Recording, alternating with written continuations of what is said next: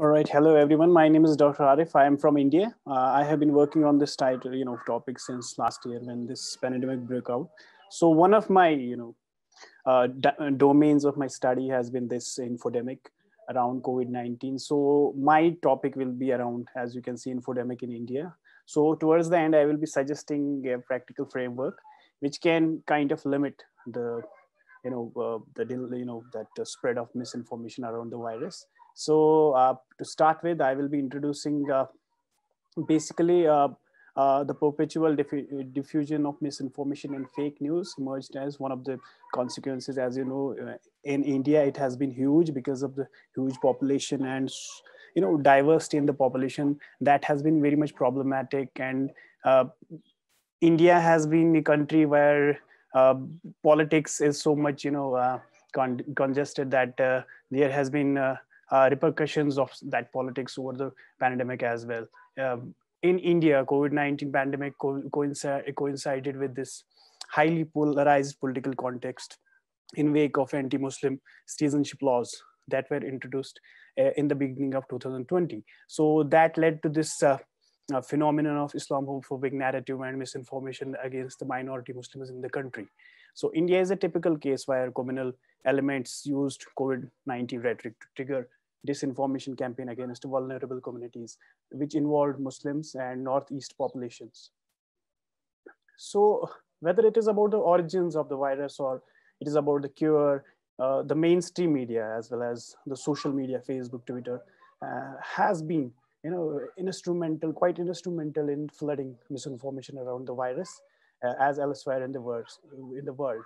So in these health crises, there has been cases of crackdown on journalists in India.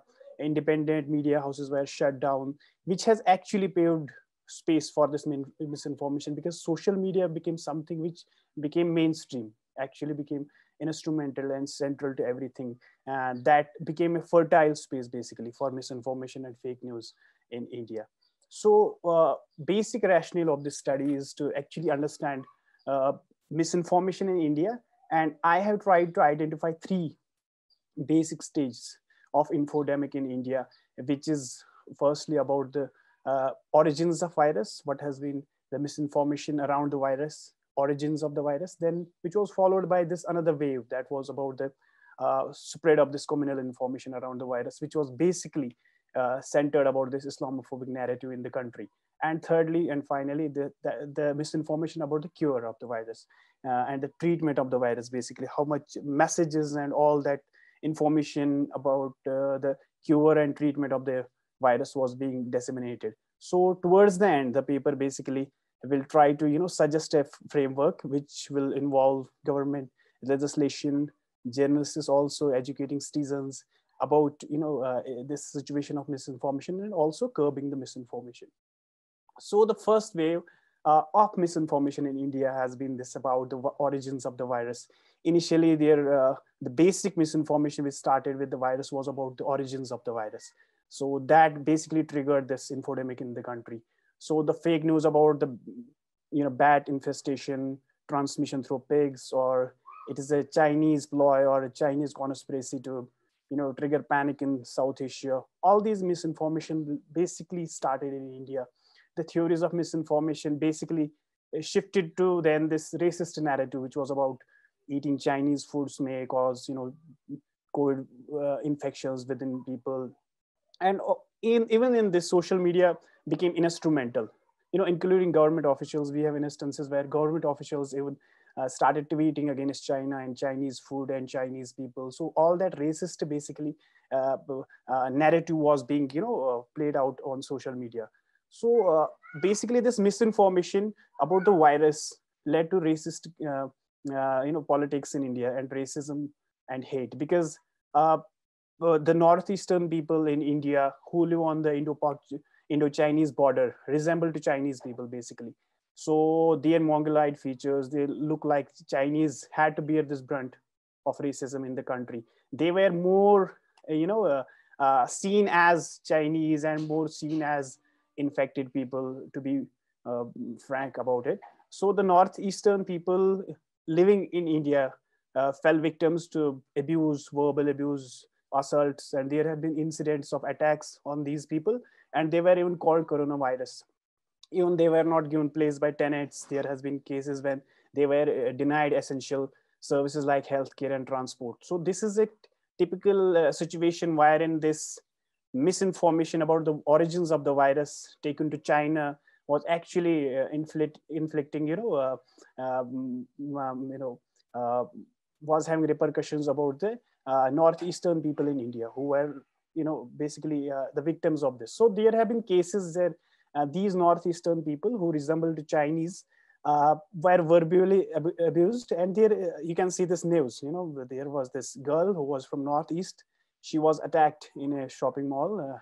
Somebody, basically harassed her only because she was from the northeast, and they were, considered as some people very much relevant to coronavirus. And there has been this unfortunate cases of this. So this is another case where this northeastern woman is being heckled in a shopping center and called, coronavirus. So these are the typical cases wherein misinformation led to racism in India. So we can now shift to the second wave. The second wave was basically about this spread of communal information. So there has been this incident where Tablighi Jamaat, there is a Muslim organization which held its annual meeting in March 2020. So thereafter, the event and apparent pattern of cluster spread of corona positive cases in several places was linked to this event. So that basically became the root of the problem. The organization faced criticism for holding the event, but subsequently the whole issue transcended into perpetual Islamophobic narrative against the Muslims, and Muslims were blatantly blamed for the reason of coronavirus in the country only because of this event. So the hateful rhetoric against Muslims, it started aggravating in the wake of growing criticism of the organization, and also the right-wing politicians and political actors in the country cultivated this opportunity to communalize the whole situation. So that was the basic root cause when it turned Islamophobic. So there have been cases, now social media here also became very, central to this whole thing. So there was this whole, flooding information against Muslims, allegations of Muslims, and they were called super spreaders, as if they were the only reason for coronavirus in the country. So there was this intense online Islamophobic misinformation narrative going on and on. So there were hashtags like Tablighi Jamaat virus, Corona Jihad, super spreaders, coronavirus, and ban the book. All these Twitter hashtags became viral overnight. So this is how it turned very bad in India. So there is an Equality Labs, which is a data lab. So according to them, the Corona Jihad, which was blaming Tablighis and Muslims for spreading coronavirus in the country, had 3 lakh, you call it 3 lakh, 300,000 times. And it was basically seen by 165 million people on Twitter. So you can see the magnanimity of it and how much viral it was getting, how much viral this Islamophobic narrative was going around the coronavirus. So there were this also this issue of fake viral videos. There were viral videos being shared on WhatsApp groups, shared on Facebook, shared on Twitter, which were actually fabricated and were promoting hate against Indian Muslims. They were showing Muslims doing this and that, and they were manipulated and fabricated to show that Muslims were actually with an intention spreading virus in the country. So there is this fact checker website, Media Scanner, which actually calculated 69 such fake videos while promoting hate against Indian Muslims. So also the website provided this data that there has been 28 attacks on Muslims at different places in the country, which were prompted by these fake viral videos, which were actually misguiding people and the citizens of India against Muslims. So all this, created a very volatile situation for Muslims in the country, and which led to the attacks on them and their property across the country. So there is one fake viral video, where a person who is a Muslim fruit vendor was shown as spitting and putting his saliva on the fruits to spread coronavirus in the country. So basically, this was an old video which was manipulated, which had nothing to do with the 2020 coronavirus, was actually manipulated and fabricated by ill elements and made viral on social media. It was later debunked by fact checker websites that it was old, it was not relevant, and it was manipulated. So this is another video clip which is showing a Muslim restaurant owner is actually spitting on the food and spreading the coronavirus. It was also debunked by fact checker website. That is an old video. It was intentionally made viral to, actually polarize the situation in India. Also, you can see this viral clip was actually viewed by, 426,000 people on Facebook only. So another fake video which is showing a person is in a mosque and they're all sneezing basically to spread coronavirus in Delhi. So this was also a viral video in India around that period, and it was also debunked by fact checker websites that it was fake and manipulated. So all these videos were made viral with an intention to polarize the situation, which is a typical case of misinformation around the corona pandemic. So there was also this this wave of misinformation about cure and treatment. So Indian health system is so fragile. So there was so much of chaos. Everyone was suggesting this kind of treatment and that kind of treatment, and from cow dung baths to steam inhalation, and everything was basically misinformation, and people were simply believing in that. So you can see in India, Hindu dominated country, cow is something very sacred animal. So there is so much of controversy around cow only. So there are people who actually believe that cow dung can cure corona pandemic, coronavirus. So you can see Indian doctors have been warning people that don't believe in this, and this is completely baseless and not scientific solution to the problem. Yet you can see there has been, so many people who are actually, believing in this thing. So there has been news and videos and WhatsApp messages and Facebook posters who are suggesting that you should put this material that you can get rid of coronavirus. So there was also this misinformation tirade that ice creams and cold drinks, if you stop, having them for 90 days, that can actually prevent coronavirus from spreading. So this was also this one of the news that was coming about cure and treatment of corona pandemic around this virus. So these are the three things which basically I discussed about the misinformation campaign that was happening in India.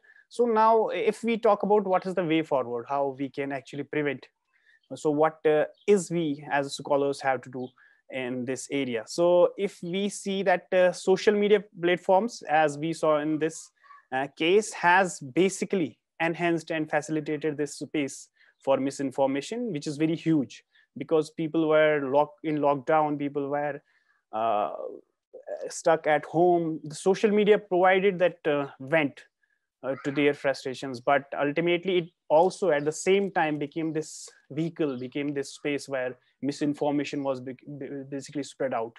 So people were vulnerable to this because people were helpless, they were dependent on social media. So those ill elements who were using this social media were getting all the help from social media to spread misinformation. So there is need for regulation. There is need for regulation from the point of view that government can devise policies, and also citizens have to be very, have to educate themselves about the misinformation, have to educate themselves about the hate that is being spread across these platforms. So some of the recommendations which I have suggested around this is that first we need to build a consensus how we can basically counter hate speech and how we can counter fake news. So this understanding is very important here, that if we talk about hate and fake news in online offline affairs, like we do sedition charges, we do criminal charges against the people who do hate speech, but we have to extend same understanding to online, which is problematic in developing countries, that they don't have a very devised regulatory mechanism for online content. So that is the problem. So there is a scope for regulation. So it should not be only limited to the incitement of violence, what things are causing violence, but it should be extended to the hate also, things that are advocating hate also. That is very important here. And this discrimination that is happening on social media. So we have to, for example, to determine panel implication for disinformation and hate speech, impact and intention should be also considered. So impact and intention are the key players here when we define the definition of hate speech on social media. So, but there is also this problem that how we define and how we introduce those provisions, it should not be ambiguous, because then also people will manipulate it. They will, for their own needs, declare some term as hate speech and some term is not hate speech. So that mechanism is also very important. So we have to be very sure about it. So another thing is this legislative framework, which is about the legislation, which is about the law, how your parliament will work in a country, how it will devise a mechanism, regulatory mechanism to do, basically curb fake news or hate speech. So it is also very important. So there should be independent regulator for this. There should be less and less government intervention, because again, it will be the same thing also. If we allow governments to devise plans, so there should be a very independent, very powerful regulating body that will design the whole codes of fake news and misinformation. So also there is very important need that sponsored content and political ads should also be fact checked, which is not happening right now. You can see so much of money is being invested in political campaigns and election campaigns around the world. There is less room for fact checking in those campaigns. That is very important also. So we should also check around that thing. And also social media platforms have response.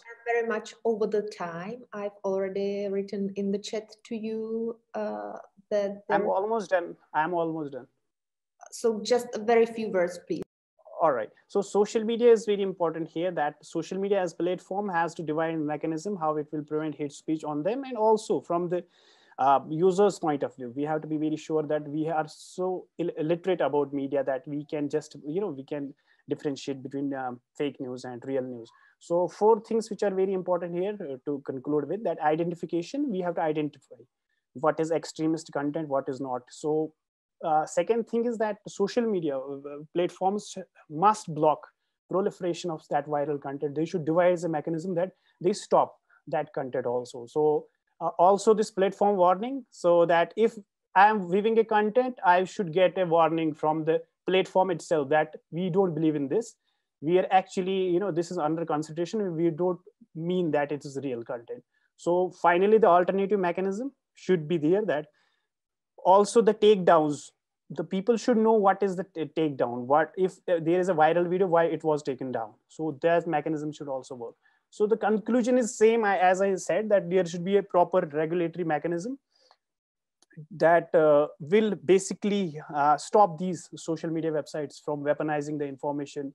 So there should be proper guidance that all those stakeholders who are very much accountable should come together and also devise some plans to stop the fake news. So this is it. So basically it was about how basically social media is actually creating social political polarization. This was the case of India, but it can be extended to every part of the world, I guess. Thank you.